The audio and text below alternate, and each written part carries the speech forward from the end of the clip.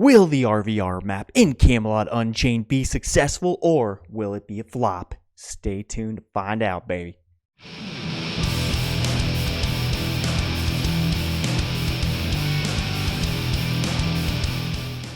What's up, everybody? Swiper here, wanting to talk about Camelot Unchained and the RvR map.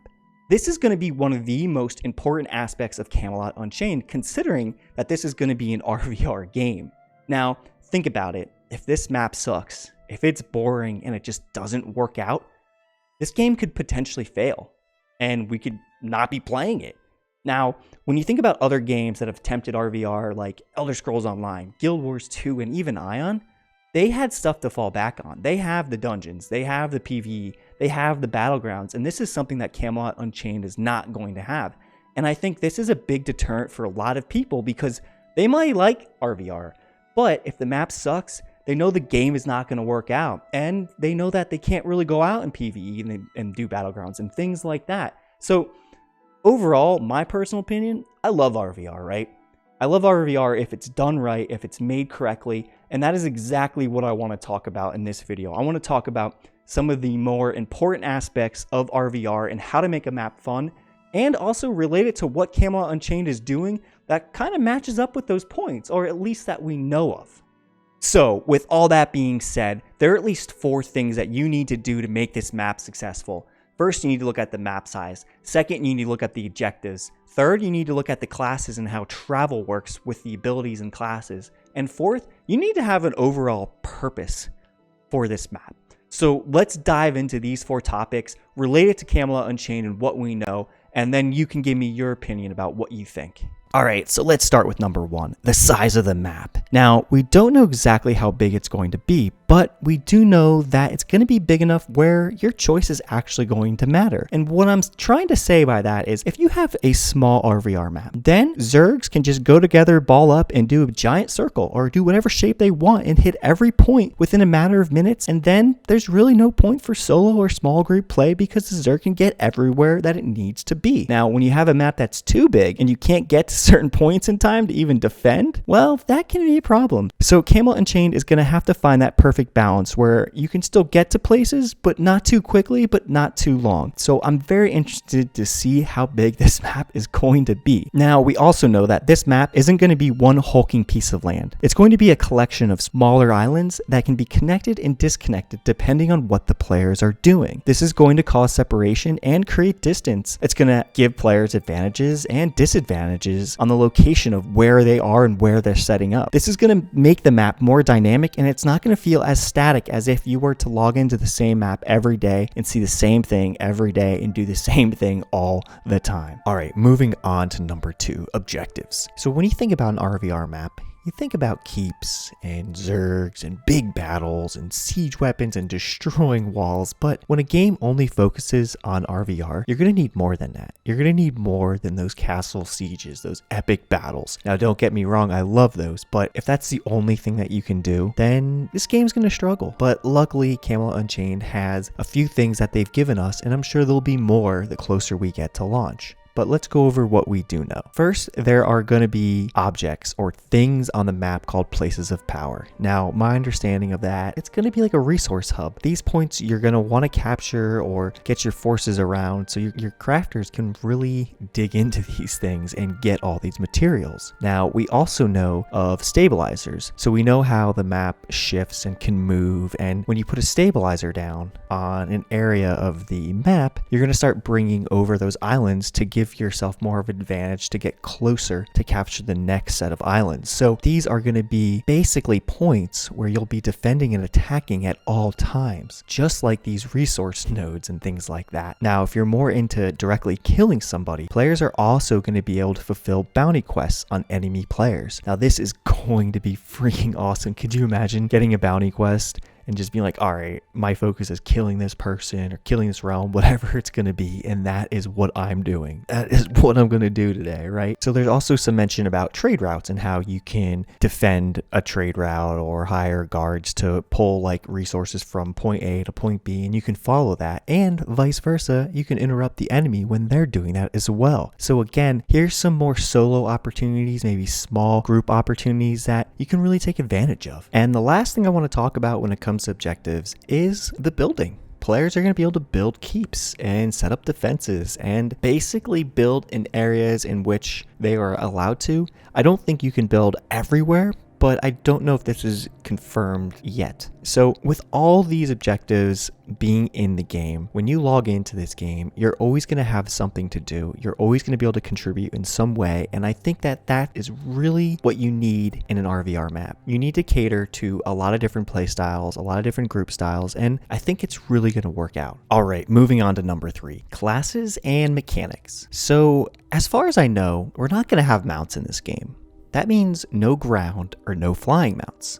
I absolutely love this concept. Don't get me wrong, I enjoy mounts and I think they're awesome for PvE and PvE situations. But once you start PvPing and you allow everybody to jump on a mount willingly, it can feel pretty terrible. Everyone can now move at a faster pace than running, and it's a lot easier to get from point A to point B. Also, games that have mounts typically add speeds to each mount, so there's usually somebody faster or slower than you. In a way, mounts take away from classes that have speed bursts or speed boosts or some kind of movement effect like blinking or teleporting small distances. Also, some games implement flying or flying mounts, and once you start flying in a PvP area, forget about open world PvP. Everyone is too busy flying around and it becomes impossible to find people to fight. Also, with flying, you can soar right over walls and disregard keep doors and keep walls and keep defenses. When it comes to travel, I believe Camelot Unchained is going to have support classes that provide that AoE speed. So if you need speed,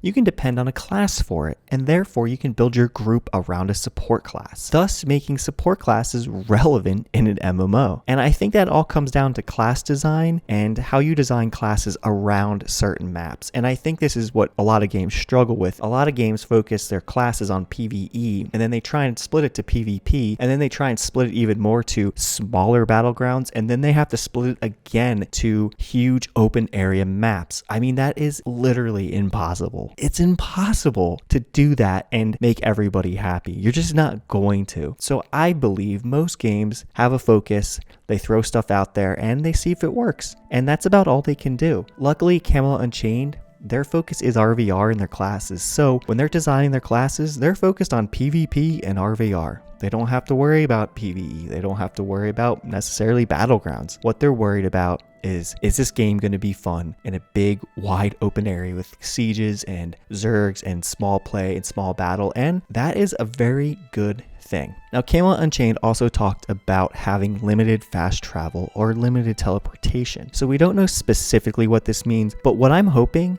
is they do something similar to, like, there's a teleport point you can go to, but there's a lot of keeps, let's say you own them, that you can't teleport to directly. You're gonna have to run there. And I hope they do that, because there's nothing worse than when you find a keep and you're starting to attack it or you're about to attack it, and then 200 people just teleport right in from across the map. Like, I feel like you should have to make them run and meet you.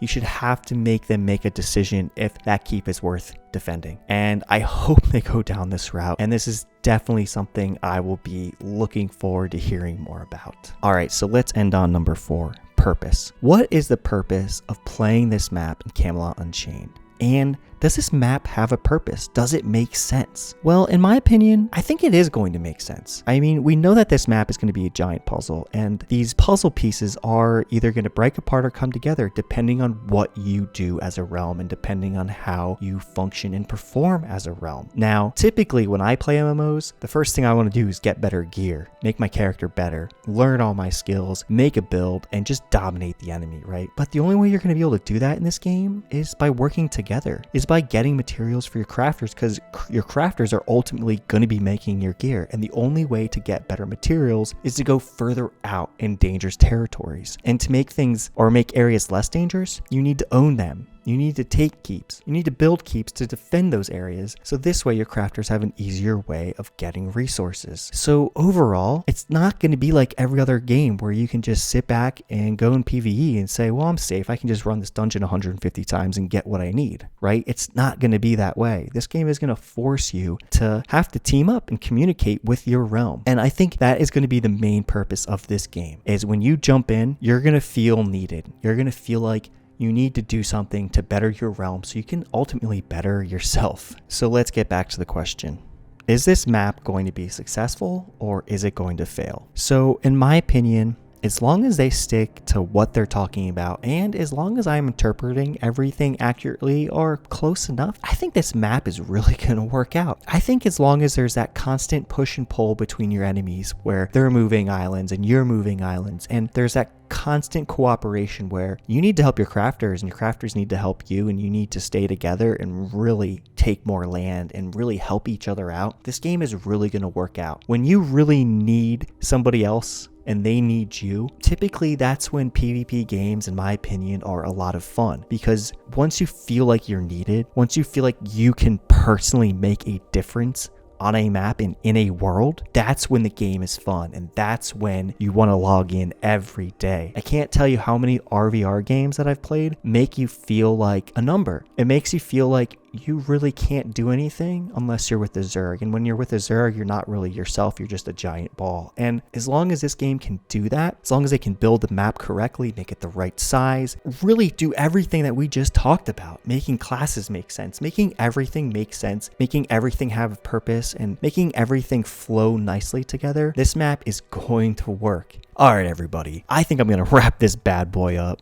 So this video was kind of difficult to make because there were so many more things I wanted to talk about and bring up, but I didn't want this video to go on forever. So let me know what you guys think. Let me know what you guys think of the map, of what you've heard, and if there's anything that I missed that you think is important, definitely let me know in the comments. And also, if I'm getting anything wrong, like some of these objectives, please let me know, because I'm going off a lot of my memory and some of the things that I've read. So anyway, I appreciate you guys listening. If you like this video, please hit that thumbs up. It means the world to me. And if you want more updates regarding Camelot Unchained or any kind of other MMO out there, please hit the subscribe button. You can also follow me on social media and Twitch for live streaming. And also, if anybody is interested in ESO, wants to play ESO, definitely hit me up in the comments. Me and a couple buddies have been playing it for, I guess, a few months now, and we're having a lot of fun. So if you're interested, hit me up and you can join us in Discord. Other than that, everybody have a great weekend, and I'll talk to you later.